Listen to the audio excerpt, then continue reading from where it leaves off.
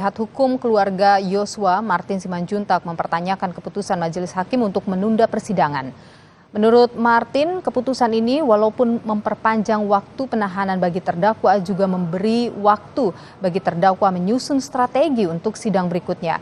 Keterangan saksi yang dihadirkan dalam persidangan khususnya ajudan dan ART Sambo dan Putri masih memiliki relasi kuasa dengan terdakwa.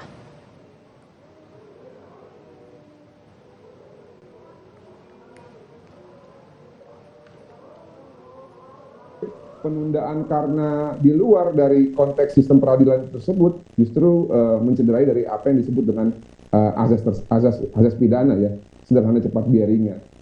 Jadi kalau kami mewakili keluarga sebenarnya tanda tanya ini kenapa harus ditunda ditambah 1 minggu, kecuali kalau ada terdakwa yang sakit itu kan alasan kemanusiaan, ada hakim yang sakit itu kan alasan kemanusiaan.